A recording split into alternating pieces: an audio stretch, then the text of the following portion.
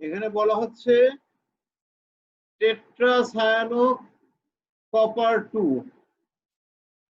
কিউপ্রেট ion. টেট্রাসায়ানো copper 2 ion অর্থাৎ টেট্রাসায়ানো কিউপ্রেট ion দ্রবণে hydrogen cyanide gas চালনা করলে কালো পদক্ষেপ পড়ে না, কিন্তু টেট্রা একুয়া কপার 2 আয়নে ওই H2S গ্যাস চালনা করলে কালো পদক্ষেপ পড়ে কেন? প্রশ্নটা কি বুঝছো?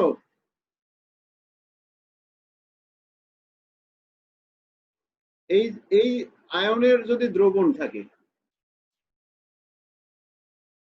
ধরো এখানে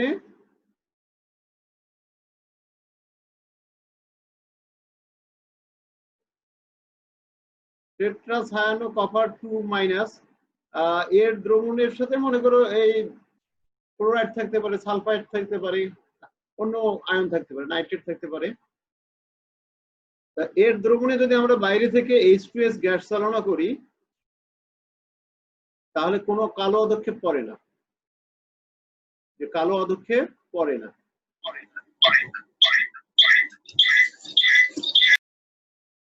কিন্তু আমরা যদি কি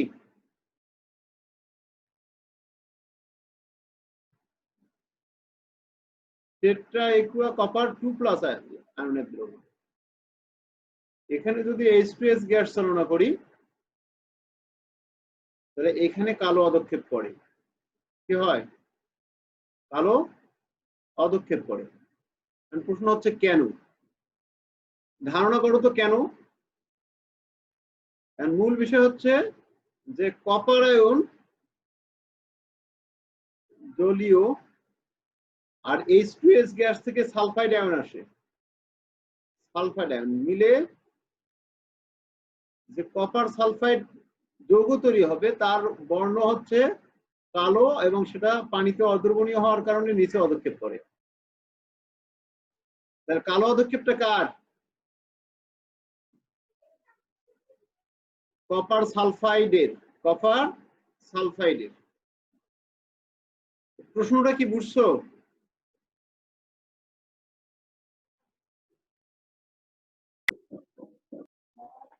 জি স্যার। আচ্ছা, যদি বুঝে থাকো কেন এরকম হয়, এখানে মূল বিষয় সায়ানাইডটা কি শক্তিশালী লিগ্যান্ড না?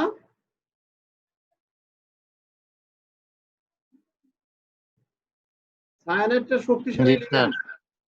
সায়ানাইড আর কার্বনিল গ্রুপ বলছে কি এরা শক্তিশালী লিগ্যান্ড, আর অন্যগুলো পানি হচ্ছে দুর্বল লিগ্যান্ড। তাহলে শক্তিশালী লিগ্যান্ডের কারণে এখানে টেট্রাসায়ানো কিউপ্রেট আয়ন ভেঙে কোন দ্রবণে কোনো কপার আয়ন মুক্ত অবস্থায় থাকে না। তাহলে জলীয় দ্রবণে কোনো মুক্ত কপার আয়ন থাকে না,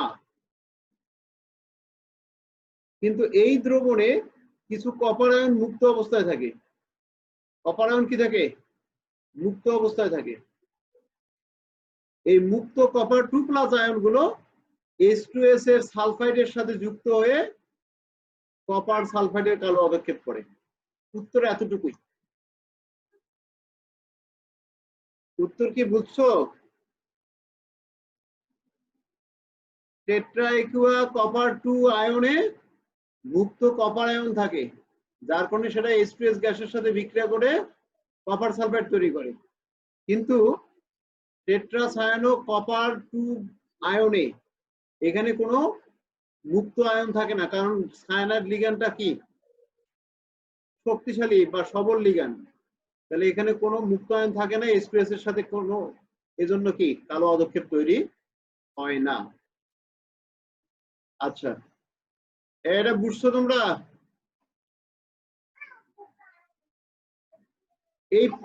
এইরকম প্রশ্নের উত্তর বলছিলাম যে এখানে বলা হচ্ছে নিকেল টেট্রাক্লোরাইড অর্থাৎ টেট্রাক্লোরো নিকেল, এটা কি 2, এই আয়নের আকৃতি হচ্ছে চতুস্থলকীয়, অথচ টেট্রাসায়ানো নিকেল 2 এই আয়নের আকৃতি হচ্ছে বর্গাকৃতির। তাহলে চতুস্থলকীয় হওয়ার জন্য সংকরীকরণ কি হয়? আবিদ? sp3d sp3d কেন? চতুস্থলকীয়। মিথুন বলো। মিথুন। Sir sp3 sp3 right. আর বর্গাকৃতির হওয়ার জন্য, সমতলীয় বর্গাকৃতির হওয়ার জন্য কোন সংকরীকরণ? দিব্য বা শিহাব?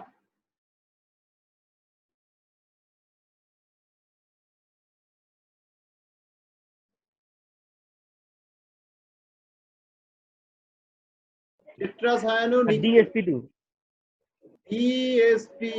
DSP2 right. অথবা হতে পারে sp2d। তাহলে sp2d বা dsp2 হলে অণুর আকৃতি হয় বা আয়নের আকৃতি হয় বর্গাকৃতি, আর sp3 হলে হবে কি? চতুস্থলকীয়। তো আমরা এখানে বলতে পারি, প্রথমে এটা জ্ঞান হিসাবে লিখতে পারি। তাহলে এখন দেখি নিকেল টেট্রা ক্লোরো নিকেল 2 এই আয়নটাতে, এখানে নিকেল 2+ আয়ন আছে। নিকেল 2+, ইলেকট্রন বিন্যাস করো তো। একবারে দিচ্ছে আর্গন, তারপর কি 3d8 আর 4s থেকে দুটা ইলেকট্রন চলে গিয়ে নিকেল 2+ আয়ন হয়ে গেছে। আর্গনে 18 আর 8 26, আর এখান থেকে দুটা গেছে 28। এই হচ্ছে নিকেল এর 2+ এর ইলেকট্রন বিন্যাস। তাহলে এখানেও নিকেল 2+ আছে, ইলেকট্রন বিন্যাস একই। এটার জন্য ইলেকট্রন বিন্যাস, এখানে নিকেল 2+ ইলেকট্রন বিন্যাস একই। বাট এখানে ক্লোরিন দুর্বল লিগ্যান্ড না সবল লিগ্যান্ড?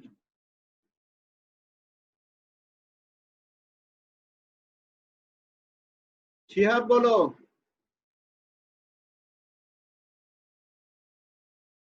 স্যার কোশ্চেনটা আরেকবার বলেন তো। এই যে এখানে যে ক্লোরিন লিগ্যান্ড আছে, এই লিগ্যান্ডটা দুর্বল লিগ্যান্ড না সবল লিগ্যান্ড?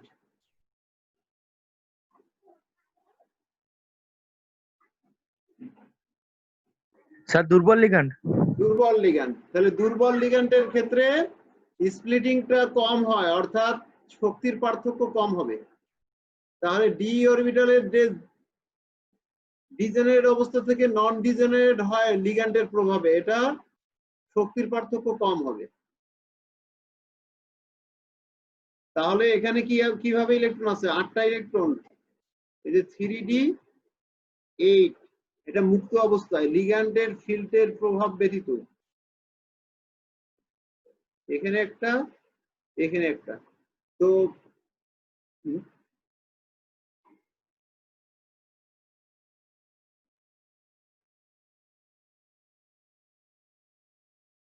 নিকেল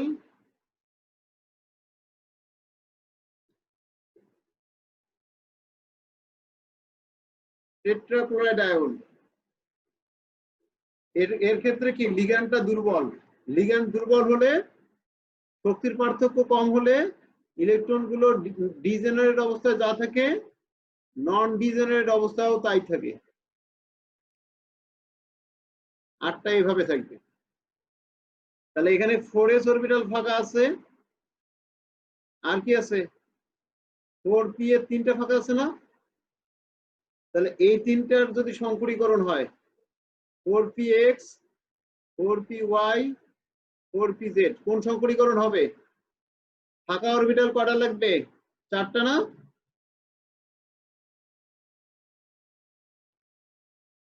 দিব্য, ফাঁকা অরবিটাল কটা লাগবে?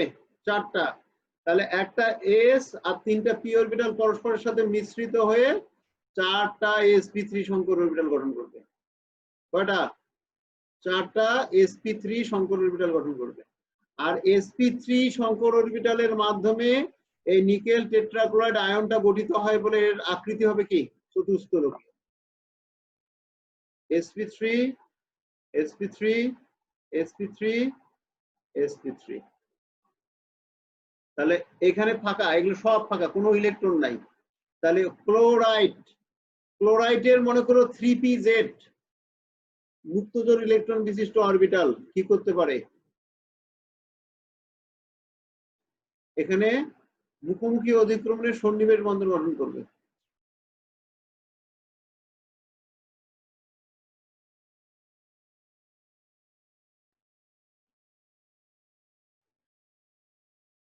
তাহলে এখানে এটা হচ্ছে কি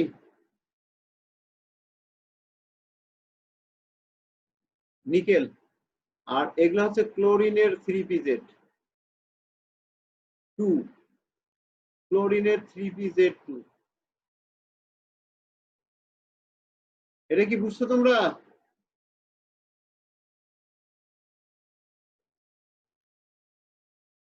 দিব্য, আবিদ, বুঝা গেছে? জি স্যার। আচ্ছা, এখন অপর পার্শ্বে দেখো, অপর পার্শ্বে যে নিকেল টেট্রাসায়ানাইড এইটা যে আছে, এটার ক্ষেত্রে কি হবে? এই ইলেকট্রন দুটো জোড় অবস্থায় আছে না?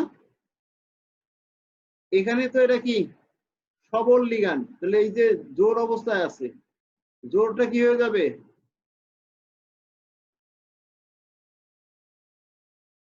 জোড়টা কি হয়ে যাবে? বিজোড় স্যার। না না, বিজোড় আছে, হয়ে যাবে জোড়। বিজোড়টা এই যে জোড় হয়ে গেল, এটা এখানে চলে গেল, তাহলে এটা ফাঁকা হয়ে গেল। তাহলে একটা 3D অরবিটাল ফাঁকা হলো, একটা 4s ফাঁকা আছে। আমাদের সংকর অরবিটাল লাগবে কয়টা? 4টা না? তাহলে 2টা p, তাহলে এটা ফাঁকা থাকলো, তাহলে এই অবস্থা। তাহলে এইখানে 3D থেকে 4p মনে করো কি y পর্যন্ত, তাহলে DsP2 4টা অরবিটাল হয় না?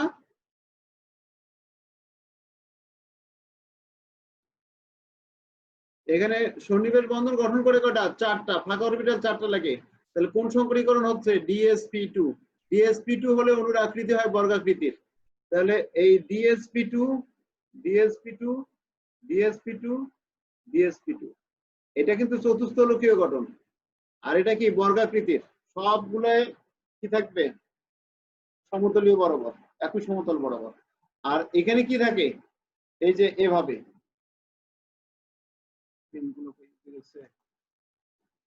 এটা আর এটার পার্থক্যটা বুঝছো?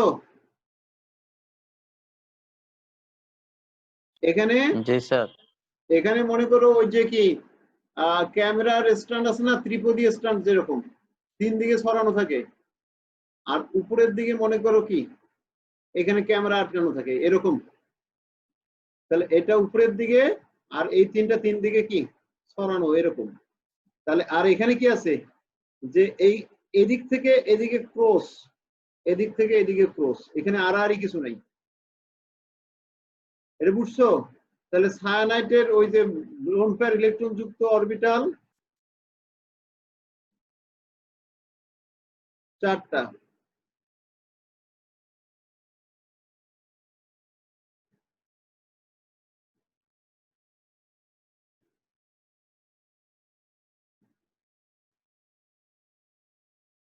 এটা কি ক্লিয়ার?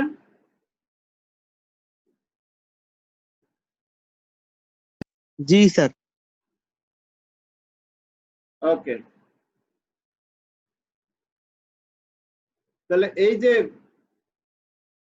শক্তিশালী লিগ্যান্ড আর দুর্বল লিগ্যান্ডের পার্থক্যের কারণে সংকরীকরণ চেঞ্জ হয়ে যায়, অণুর আকৃতিও পরিবর্তন হয়ে যায়, আয়নের আকৃতি পরিবর্তন হয়। আচ্ছা, ব্লু ভিট্রিয়ল নীল হলেও কপার সালফেট বর্ণহীন কেন? ব্লু ভিট্রিয়ল নীল হলেও কপার সালফেট কি বর্ণহীন? ব্লু ভিট্রিয়ল কি বলতো? স্যার কপার সালফেট আর 5 অণু পানি। 5 অণু পানি। শিহাব, এখানে পানিগুলো কিন্তু কপারের সাথে সন্নিবেশ বন্ধন গঠন করে, আর শুধু কপার সালফেট এটা আয়নিক যৌগ, কপার 2+ আর সালফেট 2-। তাহলে এটা আয়নের সাথে আয়নের আকর্ষণ, এখানে কোনো সন্নিবেশ বন্ধন নাই, কপারের সাথে কোনো সন্নিবেশ বন্ধন নাই। কিন্তু এখানে কি করে? পানির অক্সিজেন সালফেট আয়নের সাথে সন্নিবেশ বন্ধন গঠন করে। আচ্ছা, তোমাদের আমি একটু জাস্ট ব্লু ভিট্রিয়লের গঠনটা দেখাই একটু। আচ্ছা, শেয়ার থেকে আসে।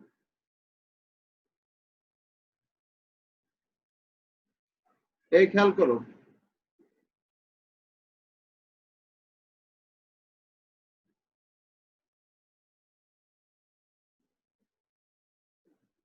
এটা হচ্ছে কি লিখে দিলাম ব্লু ভিট্রিয়ল।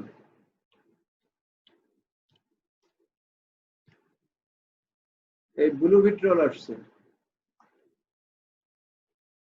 এর কি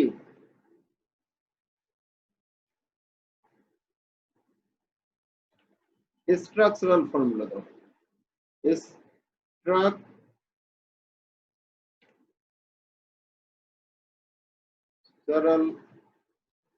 আচ্ছা, ফর্মুলা, আচ্ছা।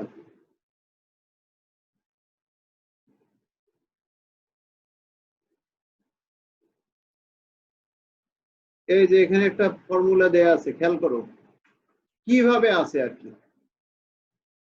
তাহলে এখানে একটু খেয়াল করো তোমরা, এই যে ব্লু ভিট্রিয়ল এটা হচ্ছে পানির অণু। এটা কি 1 অণু পানি, 2 অণু পানি, 3 অণু পানি, এই 4 অণু পানি। আর এটা হচ্ছে সালফেট আয়ন। এটা কি সালফেট আয়ন, আর 1 অণু পানি আলাদা আছে, এটার হাইড্রোজেন বন্ধন গঠন করে। তাহলে কেন্দ্রীয় পরমাণুর সাথে এটা কি করছে, কপারের সাথে 4টা সালফেট কি করছে, সন্নিবেশ বন্ধন গঠন করছে। তাহলে আরেকটা সালফেট এদিকে আছে, তারপর এটা কি কপার। তাহলে উপরে একটা সালফেট, নিচে একটা সালফেট, এপাশে আরেকটা কপার, এভাবে এরা সংযুক্ত থাকে পরস্পর। তাহলে এখানে 4টা আবার কি করছে, ওই কপার আরেকটা আয়নের সাথে, এই যে পানির অণু, আবার পানির অণু, এই যে পানির অণু, এগুলো কি করছে, চারপাশে 4টা বন্ধন গঠন করছে। আচ্ছা, আরো সংকেতটা দেখো।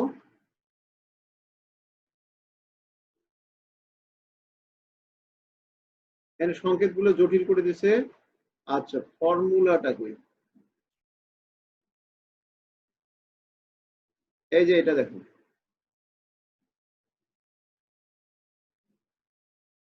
এটা খেয়াল করো তোমরা। এটা এটা কি দেখা যাচ্ছে তোমাদের? জি স্যার, যাচ্ছে। একটু দাঁড়াও।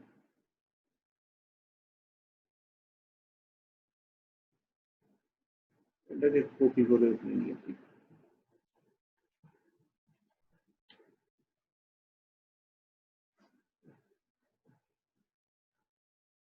এখন বড় করা যাবে।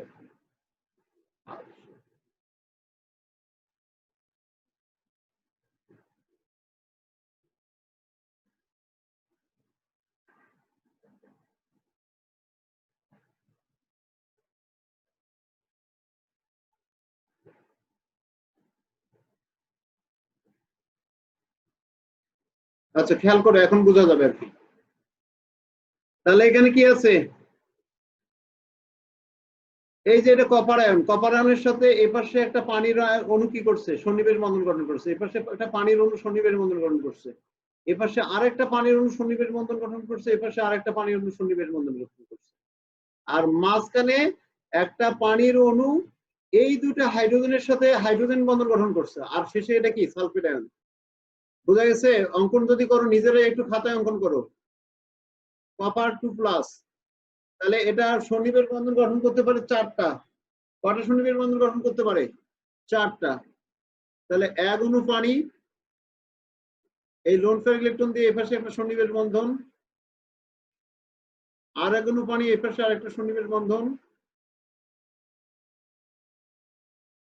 আচ্ছা, মনে করো এটাকে একটু সাইজ করে দিই। এটাকে এভাবে দেখাচ্ছি কেন, এখানে সন্নিবেশ বন্ধন প্লাস হাইড্রোজেন বন্ধন দুইটাই দেখাতে হবে। এটা সন্নিবেশ বন্ধন, আর এটাও একইভাবে দিচ্ছি এপাশে, তাহলে সন্নিবেশ বন্ধন। আর এখানে হচ্ছে আরেক অণু পানি। তাহলে এই যে পানির, এটা কি আংশিক ঋণাত্মক 2, এগুলা আংশিক ধনাত্মক প্লাস প্লাস, এটা আংশিক ধনাত্মক, তাহলে এটা ধনাত্মক, এগুলো তো থাকবেই। এই হাইড্রোজেনের সাথে এই অক্সিজেনের হাইড্রোজেন বন্ধন গঠন হবে, এই হাইড্রোজেনের সাথে এই অক্সিজেনের হাইড্রোজেন, এইভাবে 5টা পানির অণু কপারের চারপাশে এভাবে থাকে, আর এপাশে থাকে সালফেট আয়ন। এস মনে করো এপাশে অক্সিজেনের সাথে সন্নিবেশ বন্ধন বা দ্বিবন্ধনও দেওয়া যেতে পারে, এখানে সন্নিবেশ বন্ধন না দিয়ে দ্বিবন্ধন। এপাশে একটা অক্সাইড আর এপাশে একটা অক্সাইড। এই অক্সাইডের সাথে এই হাইড্রোজেনের হাইড্রোজেন বন্ধন, এই অক্সাইডের সাথে এই হাইড্রোজেনের হাইড্রোজেন বন্ধন। এটা হচ্ছে তুতের গাঠনিক সংকেত। এটা কি বুঝছো তোমরা? জি স্যার। এই চিত্রটা নিজেরাই একবার অঙ্কন করবা। আচ্ছা খেয়াল করো, ব্লু ভিট্রিয়ল নীল হলেও কপার সালফেট বর্ণহীন কেন? এখন কপার সালফেটের মধ্যে কি থাকে? এই ধরো কপার আয়ন, এপাশে অক্সাইড, আর এখানে কি সালফার। এখানে দ্বিবন্ধনও দেখানো যেতে পারে, এভাবে দেখবে যে অনেক সময় দ্বিবন্ধন অথবা সন্নিবেশ বন্ধন দেখানো যাবে।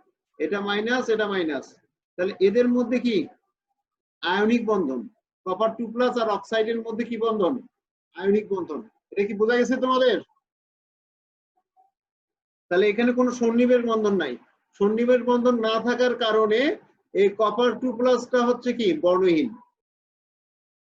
তাহলে লিগ্যান্ডের প্রভাবে এখানে কি ডি অরবিটাল নন ডিজেনারেট হয় না, কিন্তু এটাতে কি হয় লিগ্যান্ডের প্রভাবে ডিজেনারেট ডি অরবিটাল। কপারের ইলেকট্রন বিন্যাস করলে তো D9 আসে, কপার 2+, আর্গন, তারপর কি 3D9।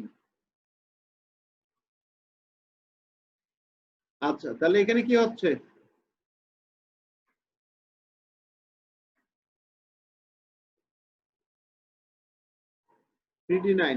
এখানে দেখো এই কপার আয়নের কোন লিগ্যান্ডের প্রভাবে লিগ্যান্ডের সাথে সন্নিবেশ বন্ধন গঠন হয় না, তার মানে এটা ডিজেনারেটেই থাকে। এই ডি অরবিটাল এখানে কি ডিজেনারেট, এটা ডিজেনারেট, তাহলে নন ডিজেনারেট হয় না। কিন্তু এই কপার আয়নের সাথে পানির অণু কি করে? সন্নিবেশ সমদ্বি বন্ধন গঠন করে। কাজেই লিগ্যান্ডের প্রভাবে এই ডিজেনারেট ডি অরবিটাল নন ডিজেনারেট হয়ে যাবে।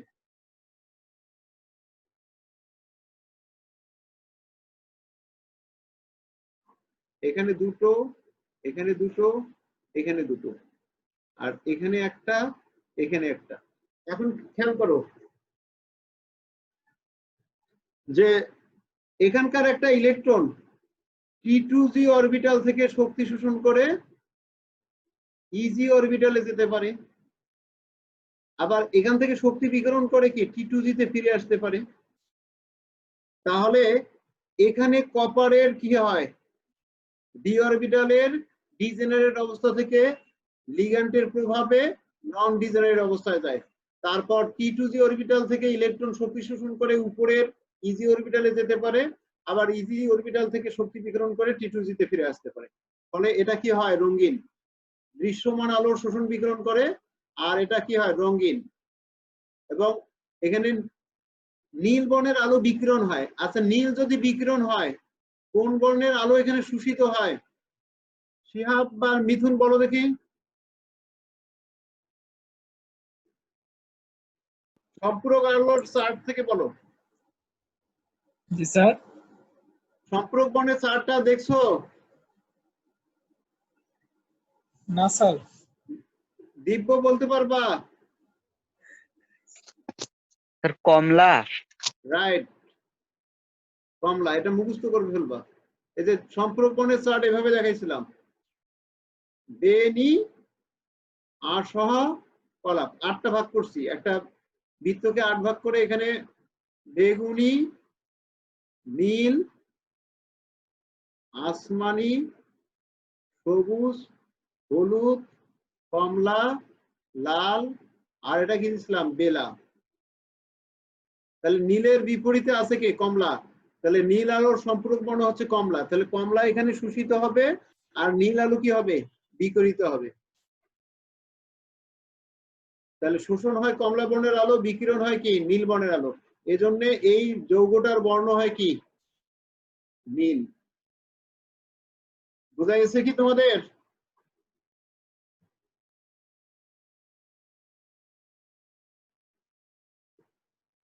আচ্ছা আবার দেখো, স্ক্যান্ডিয়াম অবস্থান্তর মৌল নয় কেন? মনে আছে তোমাদের এরকম প্রশ্ন আলোচনা হয়েছে না? আমিত বলো, স্ক্যান্ডিয়াম অবস্থান্তর মৌল নয় কেন?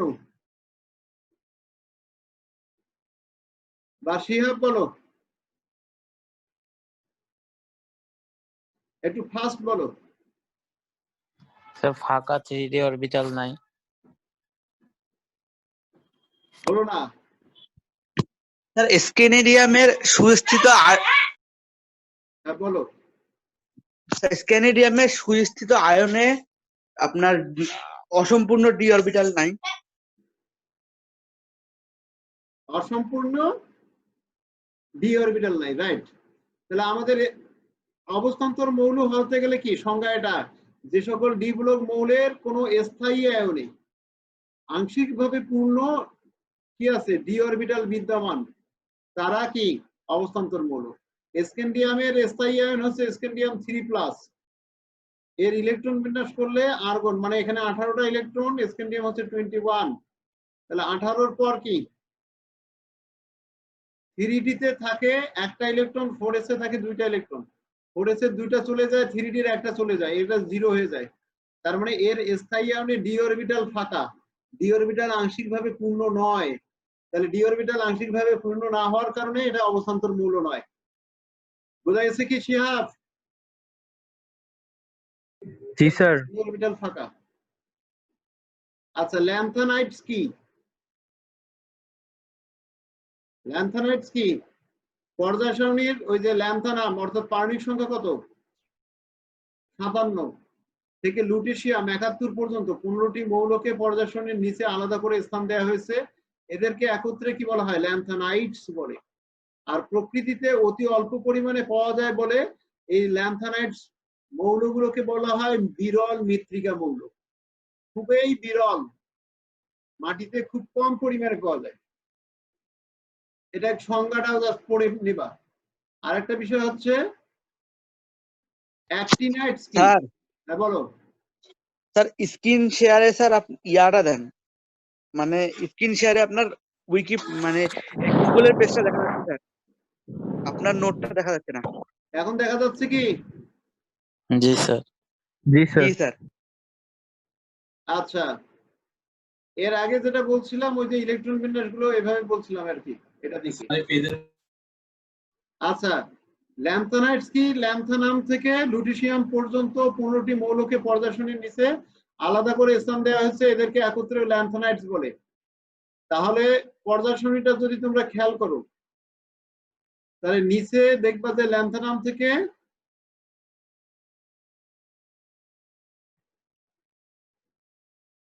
এই যে ল্যান্থানাম থেকে লুটিশিয়াম, ল্যান্থানাম, সেরিয়াম, এই যে মৌলগুলো আছে, এই মৌলগুলো 15টাকে আলাদা করে স্থান দেওয়া হয়েছে। এই 15টা মৌলকে একত্রে বলা হয় ল্যান্থানাইটস।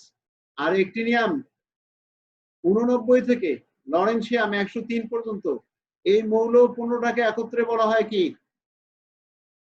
অ্যাক্টিনাইটস। আচ্ছা, আর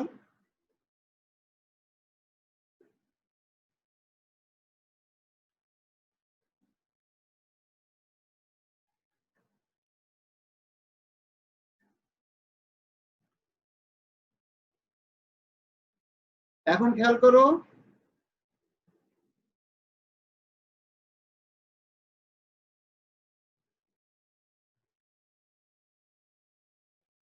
আচ্ছা ল্যান্থানাইট সংকোচন কি? এরপরের প্রশ্ন হচ্ছে ল্যান্থানাইট সংকোচন কি?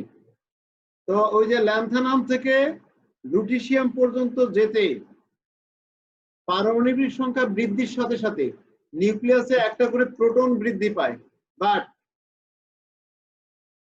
ইলেকট্রন গুলো শুধুমাত্র 4s অরবিটালে প্রবেশ করে ধারাবাহিকভাবে, আলাদা কোনো শক্তি স্তর বৃদ্ধি পায় না।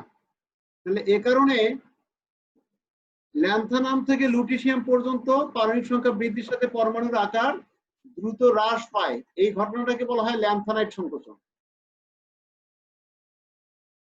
এটাকে কি বলা হয়? ল্যান্থানাইট সংকোচন। তাহলে ল্যান্থানাম থেকে লুটিশিয়াম পর্যন্ত পারমাণবিক সংখ্যা বৃদ্ধির সাথে সাথে পরমাণুর আকার দ্রুত সংকুচিত হয়, আকার দ্রুত হ্রাস পায়। তাহলে পারমাণবিক সংখ্যা জেড, জেড বৃদ্ধির সাথে সাথে আকার, পরমাণুর আকার, অ্যাটমিক সাইজ, এগুলো দ্রুত হ্রাস পায়। এই ঘটনাটাকে বলা হয় কি? ল্যান্থনাইট সংকোচন। অনুরূপভাবে অ্যাক্টিনিয়াম থেকে শুরু করে লরেন্সিয়াম পর্যন্ত পারমাণবিক সংখ্যা বৃদ্ধির সাথে সাথে পরমাণুর আকার দ্রুত হ্রাস পায়। অর্থাৎ অ্যাক্টিনিয়ামের আকারটা সবচেয়ে বড়, আর এভাবে যতই পারমাণবিক সংখ্যা বৃদ্ধি পায় আকার হ্রাস পায়। এই বিষয়টাকে বলা হয় অ্যাক্টিনাইট সংকোচন। কেন এমনটা হয়? যে ল্যান্থনাইট সংকোচনের কারণ হচ্ছে ল্যান্থানাম থেকে লুটিসিয়াম পর্যন্ত পারমাণবিক সংখ্যা বৃদ্ধির সাথে সাথে ইলেকট্রনগুলো শক্তি স্তরে প্রবেশ না করে, ষষ্ঠ শক্তি স্তরে তো প্রবেশ করে না, বরঞ্চ চতুর্থ শক্তি স্তরের 4f অরবিটালে ক্রমান্বয়ে ইলেকট্রন প্রবেশ করে। আর 4f অরবিটালের আচ্ছাদন প্রভাব কম হওয়ার কারণে, অর্থাৎ 4f অরবিটাল নিউক্লিয়াস এবং বহিস্থ শক্তি স্তরের ইলেকট্রনের মধ্যকার আকর্ষণ সেভাবে হ্রাস করতে পারে না, অর্থাৎ আচ্ছাদিত করে রাখতে পারে না, ঢেকে রাখতে পারে না।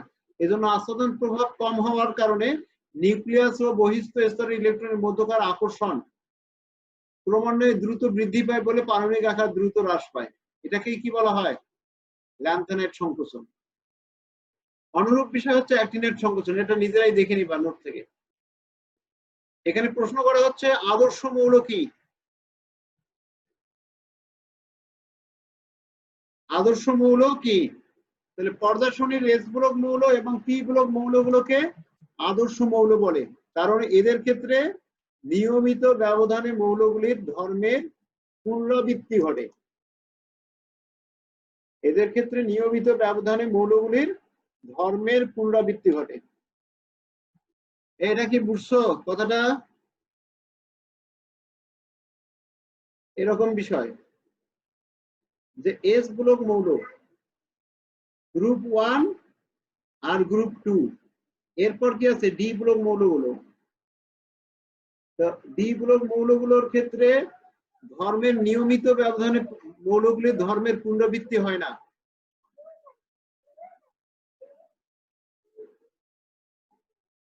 আর শেষে আছে কি? পি ব্লক মৌল।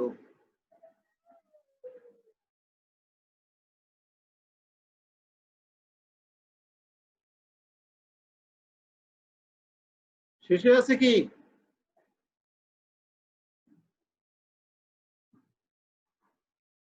পি ব্লক মৌল। এখন কি হয়?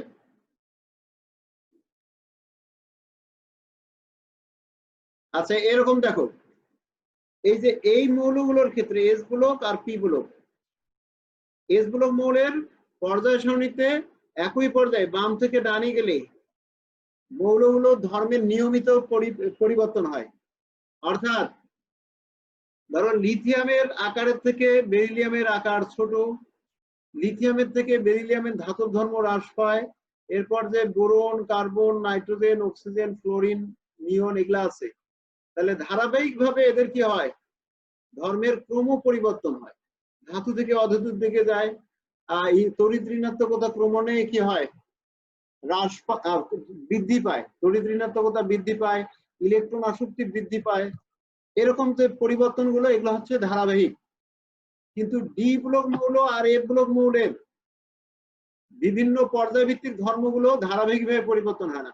দেখা গেল যে গলনাঙ্ক স্ফুটনাঙ্ক বাড়লো, বাড়ার পর আবার আস্তে আস্তে কমে যায়, আবার বাড়ে, তাহলে এখানে ধারাবাহিক পরিবর্তন হয় না। এ কারণে এদেরকে আদর্শ মৌল বলা হচ্ছে না, এরা আদর্শ নয়। আর পি ব্লক মৌল আর এস ব্লক মৌলগুলো কি? আদর্শ। কথাটা কি বোঝা গেছে?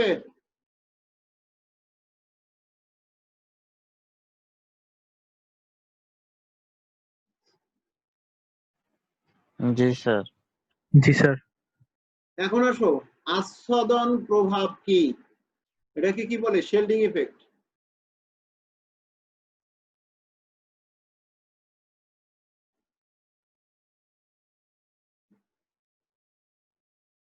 কি বলা হচ্ছে? শেল্ডিং ইফেক্ট। তাহলে পরমাণু নিউক্লিয়াস ও বহিস্থ শক্তি স্তরের মধ্যকার আকর্ষণ বল, অভ্যন্তরীণ ইলেকট্রন পূর্ণ শক্তি স্তরের কারণে হ্রাস হওয়ার বিষয়কে বলা হয় কি? আচ্ছাদন প্রভাব। পরমাণুর নিউক্লিয়াস ও বহিস্থ শক্তি স্তরের মধ্যকার আকর্ষণ বল অভ্যন্তরীণ ইলেকট্রন পূর্ণ শক্তি স্তরের কারণে হ্রাস হওয়ার বিষয়কে কি বলা হয়? আচ্ছাদন প্রভাব বলে। এটা বুঝছো কি?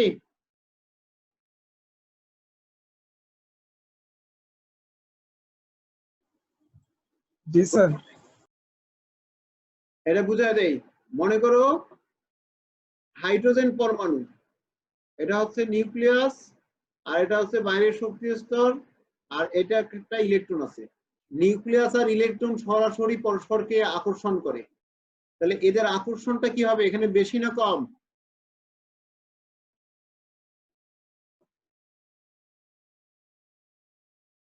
আকর্ষণ বেশি।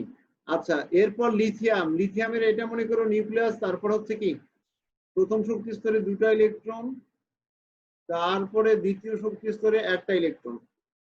এর আকার কি বড় না? তাহলে বহিস্থ শক্তি স্তরের প্রতি এই যে নিউক্লিয়াস এবং বহিস্থ শক্তি স্তরের মধ্যকার আকর্ষণ বল, তাহলে এটা আর এটার মধ্যকার আকর্ষণ বল খেয়াল করো, এদের মধ্যকার আকর্ষণ বল, এই যে মাঝখানে একটা ইলেকট্রন পূর্ণ শক্তি স্তর আছে না, ইলেকট্রন পূর্ণ অভ্যন্তরীণ ইলেকট্রন পূর্ণ শক্তি স্তর, এটা এর কারণে এই আকর্ষণটা কি হ্রাস পায়। তাহলে আকর্ষণ তুলনামূলকভাবে এখানে কি হবে? কম। তাহলে আকর্ষণ হ্রাস পাচ্ছে কেন? মাঝখানের অভ্যন্তরীণ ইলেকট্রন পূর্ণ শক্তি স্তরটা নিউক্লিয়াস এবং বহিস্থ শক্তি স্তরের ইলেকট্রনকে ঢেকে রাখছে পরস্পর থেকে। তাহলে এই ঢেকে রাখা বা আচ্ছাদিত করে রাখার কারণে আকর্ষণ বল কম হওয়ার বিষয়টাকে বলা হয় আচ্ছাদন প্রভাব। বোঝা গেছে?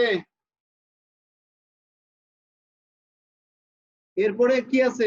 পরের মৌলটা আছে সোডিয়াম।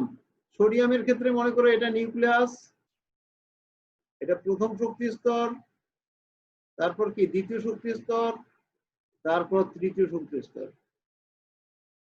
প্রথম শক্তি স্তরে দুটো ইলেকট্রন, তারপরে শক্তি স্তরে কি 8টা ইলেকট্রন, তারপরে শক্তি স্তরে একটা ইলেকট্রন, 8টা ইলেকট্রন তারপরে একটা, রাইট।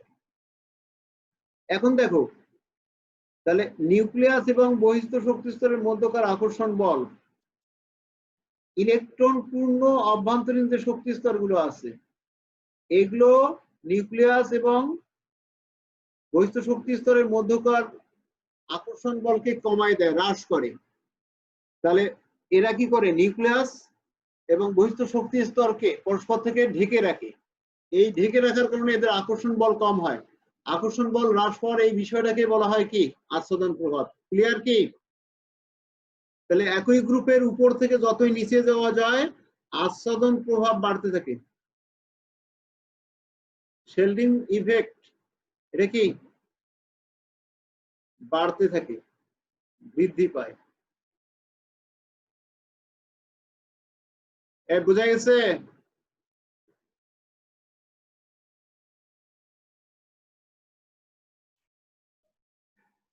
আচ্ছা, তাহলে খেয়াল করো সালফারের জারণ সংখ্যা কি হতে পারে? -2। তাহলে সালফাইড আয়ন।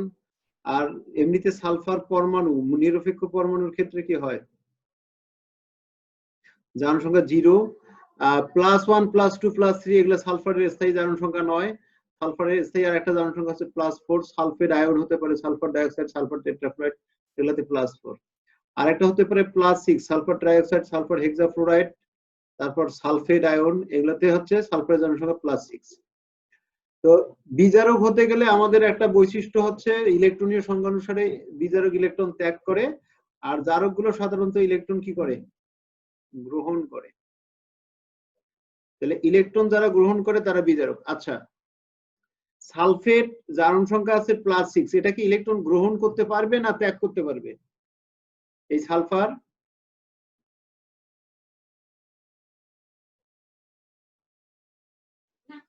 স্যার এখানে তো মনে হয় গ্রহণ করবে না, লাস্ট গ্রহণ করবে, তার মানে এটা আর ত্যাগ করার কোনো উপায় নাই। তাহলে এই সালফেট আয়ন বা সালফার ট্রাইঅক্সাইডের সালফার অথবা সালফার হেক্সাফ্লোরাইড, এখানকার সালফার গুলো শুধুমাত্র কি ইলেকট্রন গ্রহণ করতে পারে, তার মানে এরা জারক হিসেবে কাজ করবে। কি হিসেবে কাজ করবে? জারক। আর এখানে সালফাইড আয়ন কি করতে পারবে? ইলেকট্রন কি আরো গ্রহণ করতে পারবে? ত্যাগ করতে পারবে, ত্যাগ করে সালফারে পরিণত তার মানে এটা আর গ্রহণ করতে পারবে না, শুধু ত্যাগ করতে পারবে। তাহলে এটা হবে শুধু বিজারক। শুধু কি হবে? বিজারক। এটা গ্রহণ করতে পারবে না। তাহলে সালফাইড আয়নটা বিজারক, সালফেটটা হচ্ছে কি জারক। আর মাঝখানের যে সালফার হোক, সালফার ট্রাইঅক্সাইড হোক, সালফার ডাইঅক্সাইড, মাঝখানে জারণ সংখ্যা বিশিষ্ট অবস্থাগুলো জারক বিজারক উভয়ই হতে পারে। তাহলে কোন মৌলের একবারে প্রান্তীয় দুটো অবস্থান, একবারে সর্বনিম্ন জারণ সংখ্যা, সর্বনিম্ন, আর একটা কি সর্বোচ্চ। তাহলে সর্বোচ্চ অবস্থাটা কি হতে পারে? সব সময় জারক, ইলেকট্রন কি করতে পারবে? গ্রহণ করতে পারবে। আর সর্বনিম্ন জারণ সংখ্যার অবস্থা থেকে ইলেকট্রন ত্যাগ করতে পারে। ইলেকট্রন ত্যাগ করলে জারণ সংখ্যা বাড়ে, আর ইলেকট্রন গ্রহণ করলে জারণ সংখ্যা কমে। তো সর্বনিম্ন অবস্থা থেকে শুধু ত্যাগ করতে পারে, এই জন্য সর্বনিম্ন অবস্থা সবসময় কি বিজারক, সর্বোচ্চ জারণ সংখ্যার অবস্থাটা সবসময় জারক। আর মাঝের অবস্থাটা কি হতে পারে? জারক বিজারক উভয় হিসেবে কাজ করতে পারে। এটা কি বুঝছো তোমরা? জি স্যার। আচ্ছা, এখন দেখো মিরাজ, অক্সিজেন মনে করো কি করতে পারে? অক্সিজেন মনে করো নিরপেক্ষ পরমাণু, অক্সিজেন পরমাণু, এর জারণ সংখ্যা 0। অক্সিজেন ইলেকট্রন একটা গ্রহণ করলে কি হতে পারে? অক্সিজেন মাইনাস আয়ন হতে পারে। আরো একটা গ্রহণ করলে কি হতে পারে? -2 হতে পারে। দুইটার বেশি গ্রহণ করতে পারে না। পারে কি? তাহলে এই যে অক্সাইড, এটা সর্বনিম্ন অবস্থা, এটা কি হিসেবে কাজ করবে বলতো? জারক না বিজারক? এটা বিজারক। তাহলে বিজারক হিসেবে কাজ করবে, ইলেকট্রন ত্যাগ করতে পারবে। আর এই অক্সিজেন কি হিসেবে কাজ করতে পারে? ইলেকট্রন গ্রহণ করতে পারে না দুটাই। এই অক্সিজেন? জি স্যার। গ্রহণ করতে পারে, তার মানে এটা জারক হিসেবে কাজ করতে পারে। আর মাঝখানে যে অক্সাইড, পারঅক্সাইড বা অক্সিজেন 1 আয়ন, এটা কি করতে পারে? জারক বিজারক দুটাই। তাহলে ওই অবস্থাটা হচ্ছে পারঅক্সাইডের, O2 2-। এটা কি ইলেকট্রন যদি আরো একটা করে গ্রহণ করে, পারঅক্সাইড এটা, তাহলে দুইটা ইলেকট্রন গ্রহণ করে অক্সিজেন প্রত্যেকটারে চার্জ হয়ে যাবে কি -2, তাহলে দুইটা অক্সাইড আয়ন হবে। আর এখানে পারঅক্সাইড দুইটা অক্সিজেন পরমাণু দুইটা ইলেকট্রন গ্রহণ করছে, দুইটা ইলেকট্রনই যদি ত্যাগ করে তাহলে হয়ে যাবে কি অক্সিজেন অণু। তার মানে পারঅক্সাইডটা কি কখনো জারক কখনো বিজারক। কখন জারক? যখন ইলেকট্রনটা গ্রহণ করতেছে। তাহলে ইলেকট্রন কার গ্রহণ করবে? যখন কোনো একটা শক্তিশালী বিজারক থাকবে। তাহলে বিজারকের, কোন শক্তিশালী বিজারকের উপস্থিতিতে বিজারক থেকে এটা কি করে? ইলেকট্রন গ্রহণ করে। বিজারক থেকে ইলেকট্রন গ্রহণ করে এই যে অক্সাইড আয়ন হয়। আর এটা কি করতে পারে? কোনো অধিক শক্তিশালী জারক, অধিক শক্তিশালী জারককে ইলেকট্রন দিয়ে দিবে, দিয়ে কি হতে পারে? এটা বিজারক হতে পারে। বোঝা গেছে কি? জি স্যার। আচ্ছা, তুমি দুই একটা ম্যাথ দিছিলা, ওই সমস্যাগুলো কি সমাধান হয়েছে তোমার? স্যার প্রথমটা প্রবলেম সমস্যা হয়েছে, কিন্তু দ্বিতীয়টা মানে দ্বিতীয় পার্ট যেটা দিছিলাম স্যার। এই পৃষ্ঠাটা দেখা যাচ্ছে তোমাদের? না স্যার। এই সাদা অংশটা দেখা যায়? জি স্যার। আচ্ছা দেখো, সব সময় খেয়াল করো যে একটা ম্যাথ মনে করো, এই যে পরিমাণগত রসায়নে অবশ্যই বিক্রিয়া সমতা করে তারপর ম্যাথগুলো করতে হবে। স্টয়কিওমেট্রির কাজ হচ্ছে আগে বিক্রিয়া সমতাকরণ, তারপর কি অন্যান্য হিসাব নিকাশ। এখানে একটা মনে করো এরকম ইয়া দেয়া আছে যে সেন্টিমোলার দ্রবণ, কি দ্রবণ? সেন্টিমোলার দ্রবণ। এটা সেন্টিমোলার দ্রবণ, এটা অম্লীয়, বলা হচ্ছে কি অম্লীয়। পটাশিয়াম ডাইক্রোমেট আছে K2Cr2O7, এটার আয়তন হচ্ছে 148 মিলি। এর ইকুইভ্যালেন্ট একটা তুল্য পরিমাণ দ্রবণ দেয়া আছে থায়োসালফেট দ্রবণ, মনে করো সোডিয়াম থায়োসালফেট দ্রবণ Na2H2O3, আর এটার আয়তন দেয়া আছে 45 মিলি। পাশে আরেকটা দ্রবণ দেয়া আছে, আরেকটা দ্রবণ হচ্ছে পটাশিয়াম আয়োডাইড যুক্ত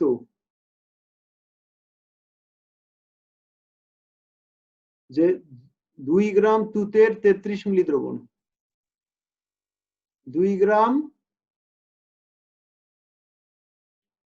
তুতের 33 মিলি দ্রবণ। এটা একটা হচ্ছে কি তোমার উদ্দীপক। প্রশ্ন করছে এরকম, প্রাইমারি স্ট্যান্ডার্ড দ্রবণটি দ্বারা বি দ্রবণের টাইট্রেশনে পটাশিয়াম আয়োডাইড প্রয়োজন হয় কেন? এটা হচ্ছে এ দ্রবণ, এটা কি বি দ্রবণ, আর এটা কি সি দ্রবণ। বলছে উদ্দীপকের প্রাইমারি স্ট্যান্ডার্ড দ্রবণটি, প্রাইমারি স্ট্যান্ডার্ড দ্রবণ কোনটা বলতো এদের মধ্যে?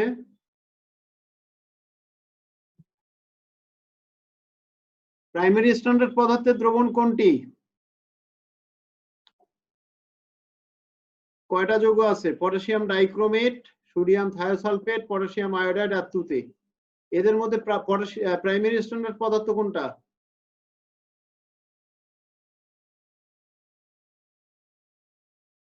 কথা নাই, জানা আছে প্রাইমারি স্ট্যান্ডার্ড পদার্থগুলোর কি কি? না স্যার। না স্যার। তাহলে এটা না জানলে তো হবে না, অধ্যায়ের প্রত্যেকটা বিষয় গুরুত্বপূর্ণ। ওই যে মিরাজ কিছু দিছিল যে স্যার এগুলাই কি হবে না, হবে না।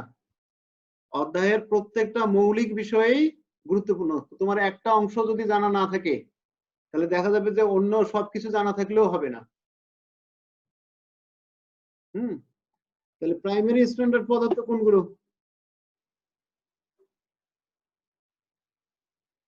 বৈশিষ্ট্য জানা আছে?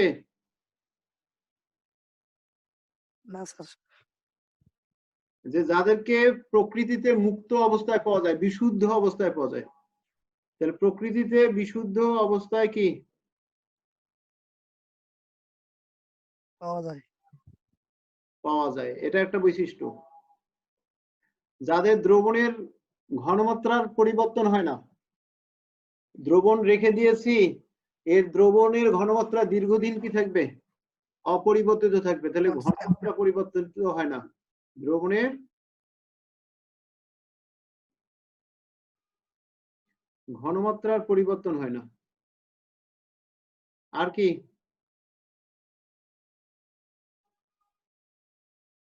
আর আছে তোমার কি?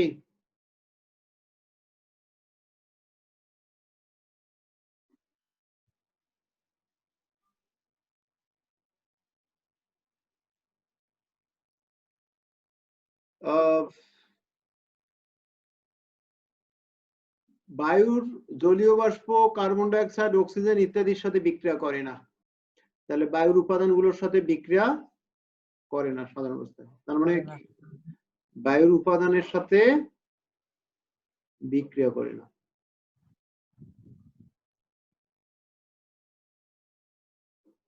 সাধারণ অবস্থায় বিক্রিয়া করে না, অর্থাৎ অক্সিজেন দ্বারা জারিত হয় না, জলীয় বাষ্প শোষণ করে না, কার্বন ডাই অক্সাইডের সাথে বিক্রিয়া করবে না, এরকম। তাহলে এরকম যৌগগুলো হচ্ছে প্রাইমারি স্ট্যান্ডার্ড পদার্থের উদাহরণ হচ্ছে যে ডাইক্রোমেট যৌগগুলো, যে পটাশিয়াম ডাইক্রোমেট, সোডিয়াম ডাইক্রোমেট ইত্যাদি। তারপর আছে অক্সালেট যৌগগুলো, সোডিয়াম অক্সালেট হতে পারে, হাইড্রোজেন অক্সালেট হতে পারে, এগুলোর সাথে 2 অণু পানি থাকতে পারে। অক্সালিক অ্যাসিড যেটা আছে O4। আর কি আছে? তাহলে এরকম যৌগগুলো মাথায় রাখবা। এগুলো হচ্ছে কি প্রাইমারি স্ট্যান্ডার্ড পদার্থ। আর সেকেন্ডারি এইগুলো বাদে বাকিগুলোর ধর্মের মধ্যে কি আছে? বায়ুর উপাদানের সাথে বিক্রিয়া করে, জলীয় বাষ্প শোষণ করে, বিশুদ্ধ অবস্থায় পাওয়া যায় না, দ্রবণের ঘনমাত্রা সময়ের সাথে পরিবর্তিত হয়। তাহলে ওই যে পটাশিয়াম পারম্যাঙ্গানেট, এই যে sodium thiosulfate, potassium iodide, copper sulphate, sodium hydroxide, HCl, nitric acid, এগুলো হচ্ছে কি যৌগ? সেকেন্ডারি স্ট্যান্ডার্ড পদার্থ। ওকে,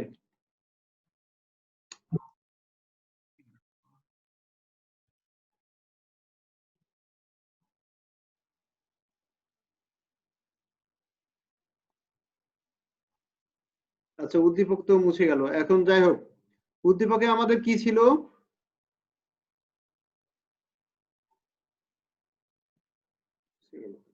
পটাশিয়াম ডাইক্রোমেট।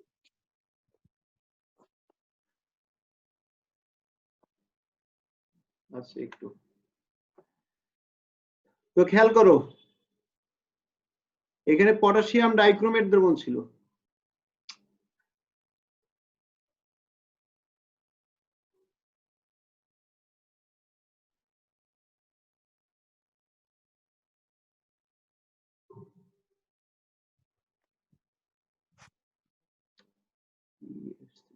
হ্যাঁ, পটাশিয়াম ডাইক্রোমেট। তাহলে এই পটাশিয়াম ডাইক্রোমেট কি প্রাইমারি স্ট্যান্ডার্ড পদার্থ হয় কি হয় না? প্রাইমারি হয় স্যার। স্ট্যান্ডার্ড পদার্থ।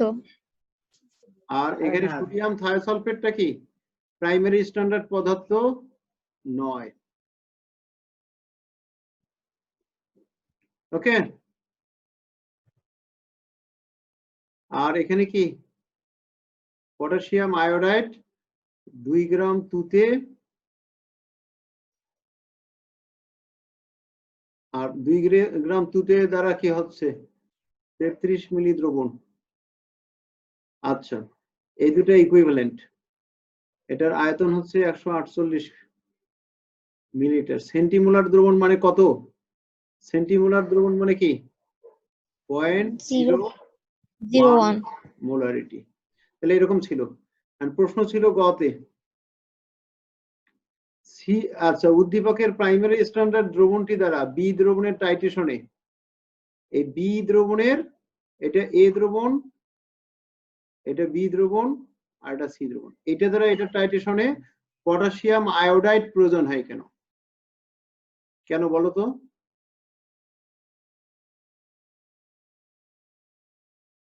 কারণ এখানে পটাশিয়াম ডাইক্রোমেট সোডিয়াম থায়োসালফেটের সাথে সরাসরি বিক্রিয়া করে না, সরাসরি বিক্রিয়া করে না।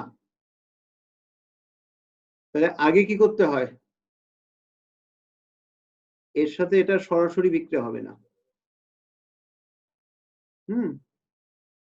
আচ্ছা, যদি এটা আর এটা ইকুইভ্যালেন্ট হয় তাহলে এটা তো ব্যাখ্যামূলক প্রশ্ন, যে আগে সোডিয়াম থায়োসালফেট প্লাস পটাশিয়াম আয়োডাইডের বিক্রিয়ায় কি উৎপন্ন হয়?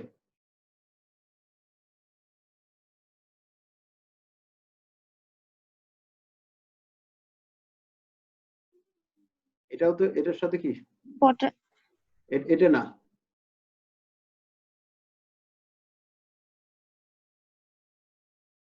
বি দ্রবণের টাইট্রেশনে ও স্ট্যান্ডার্ড দ্রবণটি দ্বারা বি দ্রবণের টাইট্রেশনে পটাশিয়াম আয়োডাইডের প্রয়োজন হয় কেন? এটার কি প্রশ্ন করছে?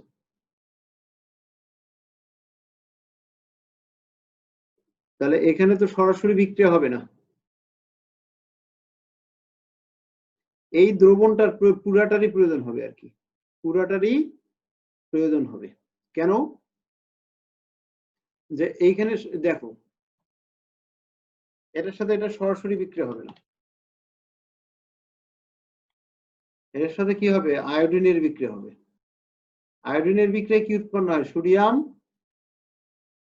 Iodide plus sodium tetrathionate Na2 S4O6 এই বিক্রিয়াটা মনে আছে? থায়োসালফেট সবসময় বিক্রিয়ার পর কিসে পরিণত হয়? টেট্রাথায়োনেট। আর আয়োডিন বিক্রিয়া করলে কি হয়? আয়োডাইড। মনে পড়ছে? জি স্যার। আচ্ছা, এই আয়োডিন কোথায় পাবো? এখানে এই পটাশিয়াম আয়োডাইড আর তুতে কপার সালফেট আর পটাশিয়াম আয়োডাইড বিক্রিয়া করে কি হবে?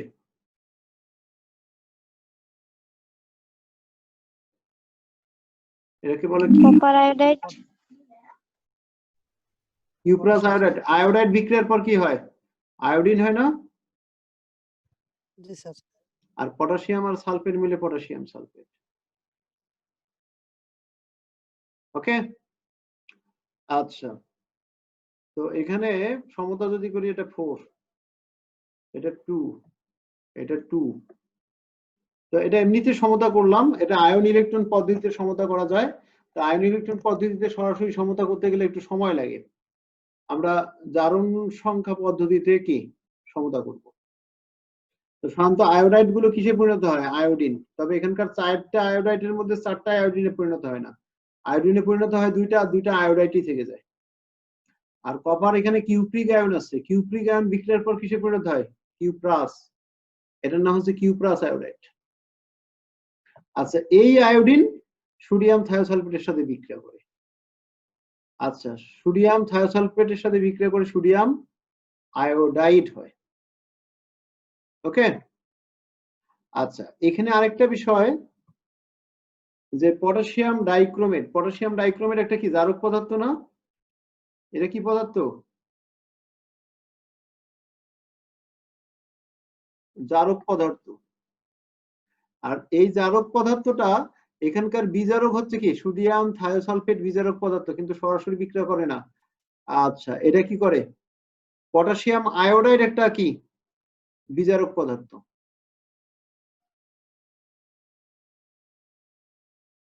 পটাশিয়াম আয়োডাইড একটা কি বিজারক পদার্থ। তাহলে পটাশিয়াম ডাইক্রোমেট পটাশিয়াম আয়োডাইডের সাথে বিক্রিয়া করে। তো এখানে কি K2Cr2O7 প্লাস কি পটাশিয়াম আয়োডাইড। আর এটা অম্লীয় মানে কি? এর সাথে কি থাকবে বলতো? সালফিউরিক অ্যাসিড, মৃদু সালফিউরিক মৃদু সালফিউরিক অ্যাসিড। ওকে, বিক্রিয়া কি উৎপন্ন হবে? পটাশিয়াম কিসে পরিণত হয়? পটাশিয়াম আয়নে। এরা তো দর্শকগণ হ্যাঁ। Potassium sulphate. হ্যাঁ। আচ্ছা, ক্রোমিয়াম কিসে পরিণত হবে? Chromium sulphate. ক্রোমিয়াম। হ্যাঁ, ক্রোমিয়াম সালফেট। সালফেট। আর জারকের অক্সাইড গুলো অম্লীয় মাধ্যমে কিসে পরিণত হয়? পানিতে। পটাশ। পানিতে। আর আয়োডাইড গুলো কিসে পরিণত হবে? আয়োডিক। আয়োডাইড তো হ্যালোজেন আয়োডিনে আয়ন। পরিণত। হ্যাঁ, আয়োডাইড আয়োডিনে পরিণত হবে। এখন সমতা করার জন্য অভিজ্ঞতা লব্ধ পদ্ধতির বিষয় মনে আছে কারো? অভিজ্ঞতা লব্ধ পদ্ধতি সাধারণত পটাশিয়াম ডাইক্রোমেট এটা সবসময় কয় মোল বিক্রিয়া করে? 1 মোল। সবসময় বিক্রিয়া করবে কয় মোল? 1 মোল। তাহলে এটার 1 মোলে এই যে ক্রোমিয়াম দুটা কি করে, মোট কতটা ইলেকট্রন গ্রহণ করে? ক্রোমিয়াম আছে +12 জারণ সংখ্যা, আর এখানে হয়ে যায় +6 টোটাল। দুটা মিলে +6 না? তাহলে দুইটা ক্রোমিয়াম মোট 6টা ইলেকট্রন গ্রহণ করে। তাহলে এই ক্রোমিয়াম আর এই ক্রোমিয়াম পার্থক্য কি? 6টা ইলেকট্রন গ্রহণ করতেছে।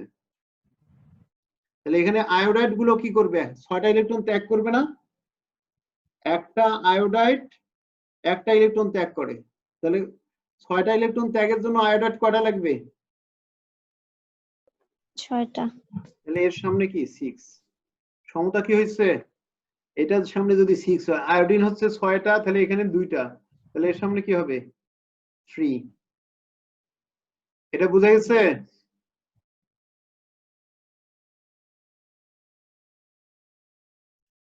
স্যার আপনি একটা কথা বলছিলেন যে ছোট থেকে শুরু করতে হবে নাকি? ছোট থেকে বলতে শোনো, জারণ বিজারণ বিক্রিয়ার সমতাকরণের ক্ষেত্রে তোমাদেরকে অবশ্যই কনস্ট্যান্ট জারক পদার্থের যে মোল সংখ্যাটা আছে সেটা থেকে শুরু করবা। যদি পটাশিয়াম ডাইক্রোমেট থাকে এটার 1 মোল নিয়ে সাধারণত বিক্রিয়াটা শুরু করবা, শুরু করে তারপর সমতা করবা। যেমন এটার 1 মোলে ক্রোমিয়াম মনে করো কি আছে, 2টা আছে, ক্রোমিয়াম সালফেট। পটাশিয়াম গুলো তো পটাশিয়াম সালফেট। আগে কঙ্কাল সমীকরণটা লিখে ফেললাম, কঙ্কাল সমীকরণ লিখে ফেলার পর সমতা শুরু করব কি, যে এখানে 2টা ক্রোমিয়াম মোট 6টা ইলেকট্রন গ্রহণ করে, তাহলে 6টা ইলেকট্রন গ্রহণের জন্য বিজারক পদার্থ কয়টা ইলেকট্রন ত্যাগ করবে?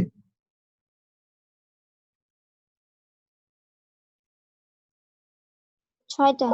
6টা। তাহলে আয়োডাইড গুলো একটা করে ইলেকট্রন, একটা আয়োডাইড একটা ইলেকট্রন ত্যাগ করে আয়োডিনে পরিণত হয়। তাহলে 2টা আয়োডাইড 2টা ইলেকট্রন ত্যাগ করে কি আয়োডিন অণু হয়। তাহলে এরকম 6টা আয়োডাইড হলে কি হবে, 6টা ইলেকট্রন ত্যাগ করে 3 দুগুণা 6টা আয়োডিন পরমাণু হবে। আর 6টা আয়োডিন পরমাণু মিলে 3 মোল কি হবে, আয়োডিন অণু। এটা কি বোঝা গেছে? জারকের অক্সাইড কয়টা আছে? 7টা। 7টা। 7 অণু পানি তৈরি হচ্ছে। আর 7 অণু পানির জন্য হাইড্রোজেন কয়টা লাগে? 14। তাহলে এর সামনে কি 7 দিলে 14টা হাইড্রোজেন হচ্ছে না? জি স্যার। আচ্ছা, এখন পটাশিয়াম সমতা করো। এখানে পটাশিয়াম আছে 4টা, এখানে পটাশিয়াম কয়টা? 6টা। 6টা। তাহলে এই যে পটাশিয়াম বেশি জায়গায় আছে, পটাশিয়ামকে পরে সমতা করতেছি। তাহলে পটাশিয়াম এখানে 6টা, এখানে 2টা, 8টা। তাহলে এর সামনে কি 4। স্যার সমতা কি বুঝছো? সব হয়ে গেছে। আর অক্সিজেন সবচেয়ে বেশি জায়গায় আছে, অক্সিজেনের সমতা সবচেয়ে শেষে করব, করার দরকার নাই, ও এমনিতে সমতা হয়ে গেছে। সমতাটা কি বুঝছো? জি স্যার। আচ্ছা, তাহলে এই আয়োডিন গুলো কি করে বিক্রিয়ার পর, এটা এই পটাশিয়াম আয়োডাইড গুলো পটাশিয়াম ডাইক্রোমেটের সাথে বিক্রিয়া করে আয়োডিন উৎপন্ন করে। ওই আয়োডিন আবার কি সোডিয়াম থায়োসালফেটের সাথে বিক্রিয়া করে সোডিয়াম আয়োডাইড, আর সোডিয়াম থায়োসালফেট উৎপন্ন করে। তাহলে সোডিয়াম থায়োসালফেটের সাথে পটাশিয়াম ডাইক্রোমেট সরাসরি এখানে বিক্রিয়া করবে না। তাহলে এ কারণেই এই প্রাইমারি স্ট্যান্ডার্ড পদার্থ দ্বারা থায়োসালফেট দ্রবণটা টাইটেশনে পটাশিয়াম আয়োডাইড প্রয়োজন হয়। এখান থেকে আমরা এভাবে হিসাবটা বের করতে পারি, খেয়াল করো।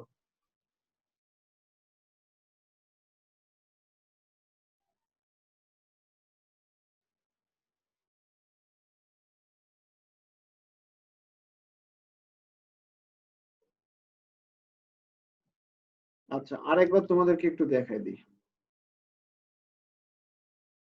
খেয়াল করো। এখানে আয়োডিন কত মোল? 1 মোল। 1 মোল আয়োডিন কার ইকুইভ্যালেন্ট? 2 মোল সোডিয়াম থায়োসালফেট।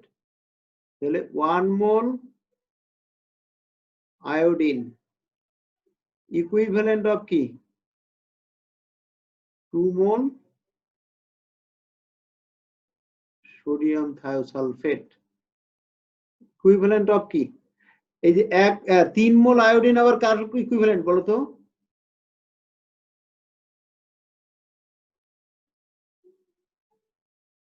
এক মোল পটাশিয়াম ডাইক্রোমেট। এই পটাশিয়াম আয়োডাইডের সাথে সম্পর্ক করো, কয় mole? 3 mole iodine 1 mole potassium ডাইক্রোমেটের ইকুইভ্যালেন্ট। তাহলে এটাকে আমরা যদি 3 করে নেই, তাহলে এটা হয়ে যাবে কত? 6। তাহলে 3 মোল আয়োডিন 6 মোল সোডিয়াম থায়োসালফেট হবে কত? 1 মোল পটাশিয়াম ডাইক্রোমেটের ইকুইভ্যালেন্ট হবে না? এই বিক্রিয়া থেকে সম্পর্কটা বুঝছো কি?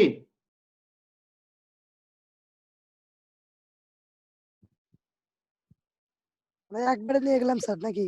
হ্যাঁ, একবারে 6 মোল সোডিয়াম থায়োসালফেট আর 1 মোল পটাশিয়াম কি ডাইক্রোমেটের মধ্যে সম্পর্ক আছে, ইকুইভ্যালেন্ট, এরা তুল্য পরিমাণ। এটা কি বোঝা গেছে? এটা পরোক্ষ পদ্ধতি, পরোক্ষ পদ্ধতি। এটাকে বলা হয় কি আয়োডোমিতি পদ্ধতি, আয়োডোমিতি পদ্ধতি। ওকে, তাহলে এখন খেয়াল করো, আমরা হচ্ছে এই সমীকরণটা রাখলাম, বাকিগুলোকে মুছাই দিচ্ছি।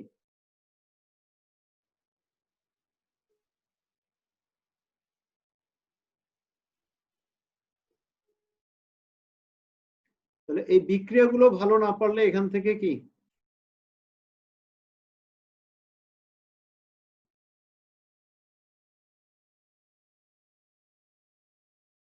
এখন খেয়াল করো, আমাদের এই দ্রবণের যদি ঘনমাত্রা বের করতে চাই তাহলে এটার 6 মোল এটার কি 1 মোলের সমানুপাতিক, কি সমানুপাতিক বলতে ইকুইভ্যালেন্ট। তাহলে আমাদের একটা সমীকরণ যদি এরকম হয় যে এখানে Na ডিভাইডেড বাই Nb সমান সমান কি Sa Va ডিভাইডেড বাই কি Sb Vb না। এসবিভি তো এখানে Na টা ধরি, A তে হচ্ছে কি জারক, জারক পদার্থ কোনটা বলতো, এটা না, পটাশিয়াম ডাইক্রোমেট এটা 1 মোল। আর এর জারক পদার্থটার Sa ঘনমাত্রা কত, এটা সেন্টিমোলার দ্রবণ, তার মানে 0.01 0.01 মোলারিটি। আয়তন কত 148। 148 আর এখানে Nb কত, এই যে 6 মোল। আর Sb বের করতে হবে, এটা ঘনমাত্রা বের করতে হবে। আর Vb কত 45 মিলি দেয়া আছে না, তাহলে বাকি কাজটা পারবে না তোমরা। স্যার এখানে আয়তনটা লিটারে নিতে হবে না? লিটারে নেওয়ার কোনো দরকার নাই, কারণ দেখো এইটা আয়তন আর এইটা আয়তন কি পরস্পর কি অনুপাত আকারে আছে না। হ্যাঁ, তাহলে এখানে যদি 148 কে 1000 দ্বারা ভাগ করো, 1000 কাটা যাবে। তাহলে এটাকে 1000 দ্বারা যদি ভাগ করো কাটাকাটি যাবে না। তাহলে জি যদি স্যার। দুটা অনুপাত আকারে থাকে আয়তন, তাহলে ওরা যে কোনো একটা এককে থাকলেই হবে। এটা যদি মিলিলিটার থাকে এটাও মিলিলিটার, এটা সেন্টিমিটার কিউব, এটাও সেন্টিমিটার কিউব, এটা লিটার, এটা লিটার, যা অনুপাত প্রত্যেক ক্ষেত্রে একই হবে। আচ্ছা, তাহলে এখানে Sb ইকুয়াল কি লেখা যাবে, নিচে হবে কি NaVb আর উপরে Nb Sa Va। এটা কি বোঝা গেছে তোমাদের? জি স্যার। তাহলে মানগুলো এখানে বসাই দিলে ক্যালকুলেশন করলেই কি সোডিয়াম থায়োসালফেটের ঘনমাত্রা পাওয়া যাবে। তাহলে এই কারণেই এখানে পটাশিয়াম আয়োডাইডটা প্রয়োজন, যে পটাশিয়াম ডাইক্রোমেট আর সোডিয়াম থায়োসালফেট সরাসরি বিক্রিয়ায় অংশগ্রহণ করে না। তাহলে এদের আয়োডিনের মাধ্যমে পরোক্ষভাবে এদের মধ্যে সম্পর্ক স্থাপন করতে হয়, তারপর দ্রবণের ঘনমাত্রা বের করা যায়। পরের প্রশ্নটা বলছে সি দ্রবণ দ্বারা বি দ্রবণকে সম্পূর্ণ জারিত করা সম্ভব কিনা বিশ্লেষণ করো। সি দ্রবণ কোনটা, এটা। সি দ্রবণ দ্বারা বি দ্রবণকে সম্পূর্ণ জারিত করা সম্ভব কিনা, বোঝা গেছে কি? পরের প্রশ্ন, তাহলে বিক্রিয়া তো আমরা লিখে ফেলছি, এখন এটার ঘনমাত্রাটা কি বের হবে না, এখান থেকে ঘনমাত্রাটা বের করে তো ক্যালকুলেটর আছে।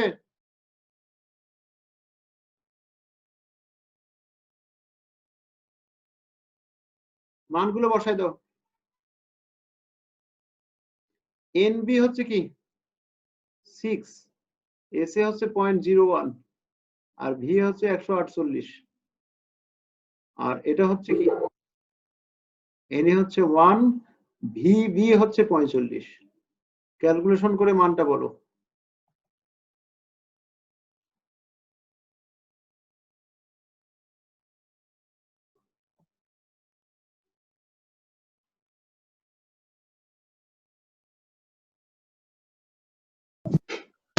স্যার আমার আসছে 0.197। হয়েছে কি আগে দেখেন, আমার তো শুধু ভুলে হয়। এখন আমার কাছে তো ক্যালকুলেটর নেই, এটাই হওয়ার কথা। ঠিক আছে 197, তাহলে এটা ঘনমাত্রাটা মনে থাকবে। এখন আসো যে এখানে কি বলছে যে সি দ্রবণ দ্বারা বি দ্রবণ সম্পূর্ণ জারিত করা যাবে কিনা। সি দ্রবণ দ্বারা বি দ্রবণ সম্পূর্ণ জারিত করা যাবে কিনা। সি দ্রবণটা কি আছে, এটার ঘনমাত্রা হচ্ছে 0.197 মোলারিটি। আর এখানে পটাশিয়াম আয়োডাইড প্রয়োজনীয় আছে, 2 গ্রাম তুতের 33 মিলি দ্রবণ। এখন খেয়াল করো যে কিভাবে কাজটা করব। তাহলে সোডিয়াম থায়োসালফেট, পটাশিয়াম আয়োডাইড আর তুতের বিক্রিয়াগুলো দেখতে হবে, ওদের মধ্যে সম্পর্ক কি। তুতে, এখানে যেহেতু তুতের কথা বলা আছে, তুতে কি? কপার সালফেট 5 মিলি পানি। কপার সালফেট আর কি 5 মোল পানি, এটা তুতে। এর মধ্যে যদি পটাশিয়াম আয়োডাইড যোগ করি, পটাশিয়াম আয়োডাইড কি কপার সালফেটের সাথে বিক্রিয়া করবে, বিক্রিয়া করে কি কিউপ্রাস আয়োডাইড হয়, কিউপ্রাস আয়োডাইড। আয়োডাইড কিসে পরিণত হয়? আয়োডিন গ্যাসে না? প্লাস পটাশিয়াম গুলো এখানকার সালফেটের সাথে বিক্রিয়া করে পটাশিয়াম সালফেট, আর বিক্রিয়া ওই 5 মোল পানি আলাদা হয়ে যাবে। এখন তুতের আণবিক ভর কত? তুতের আণবিক ভর কত? এটা যদি সমতা করি আমাদের এটা কি 4 আসে, এর আগে আমরা করছিলাম কাজটা। বাকি সমতা হয়ে গেছে, এটা 2। এই যে সমতাটা, এই সমতাটা ফার্স্ট করতে হবে। এই সমতায় যদি কারো সমস্যা থাকে, সে এই জারণ বিজারণ বিক্রিয়া বা অম্লক্ষার প্রশমন বিক্রিয়ার এই কাজগুলো করতে পারবে না। আচ্ছা খেয়াল করো, এখানে তুতে হচ্ছে কি কপার 63.5 প্লাস সালফেট হচ্ছে কত 96 যোগ 5 গুণন 18 হচ্ছে 90, এর সাথে আবার কি 2 গুণ। আচ্ছা টোটাল মানটা বলো তো কত আসে?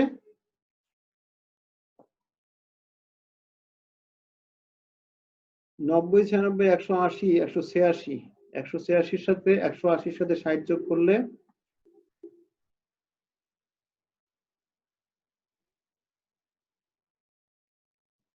240, তাহলে 249.5, 249.5 গুণন 2, তাহলে 500 থেকে 1 বাদ গেলে কি 499। তাহলে 499 গ্রাম তুতে যদি বিক্রিয়া করে, তাহলে এখানে 1 মোল আয়োডিন পাওয়া যায়। কয় মোল আয়োডিন? 1 মোল আয়োডিন। তাহলে আমরা জাস্ট দেখবো যে এখানে কত গ্রাম আয়োডিন উৎপন্ন হয়। তাহলে 499 গ্রাম তুতে থেকে 1 মোল আয়োডিন পাওয়া যায়। তাহলে 2 গ্রাম তুতে থেকে কয় মোল আয়োডিন পাওয়া যাবে? তাহলে এটা কি হবে 2/499। কত আসে দেখো তো, ফাস্ট করো একটু, আমাদের সময় 2 মিনিট আছে।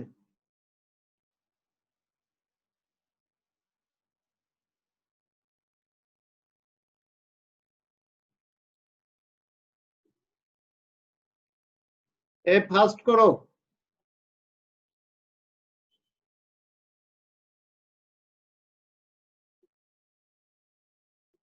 কি সুমাইয়া নাই? কি মেরাজ, কি অবস্থা?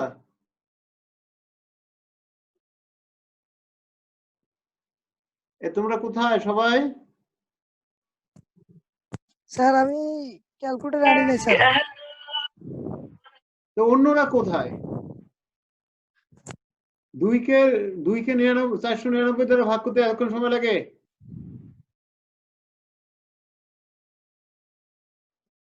সুমাইয়া নাই? সুমাইয়া কি অবস্থা? মাইশা তোমাদের কি অবস্থা?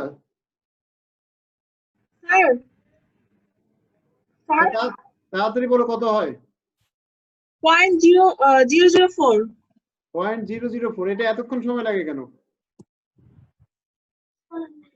আচ্ছা এত মোল আয়োডিন উৎপন্ন হবে। এখন দেখো আয়োডিনের সাথে সোডিয়াম থায়োসালফেটের বিক্রিয়া, সোডিয়াম থায়োসালফেট যদি বিক্রিয়া করে তাহলে প্লাস আয়োডিন বিক্রিয়া করলে কি হবে? সোডিয়াম আয়োডাইড, এটা 2 প্লাস সোডিয়াম টেট্রাথায়োনেট। থায়োসালফেট বিক্রিয়া করলে সবসময় টেট্রাথায়োনেট হয়, আচ্ছা, আর আয়োডিন বিক্রিয়া করলে আয়োডাইড হয়। মাঝখানের গুলোকে মুছাই দেই। এখন এখানে খেয়াল করো 2 মোল সোডিয়াম থায়োসালফেটের সাথে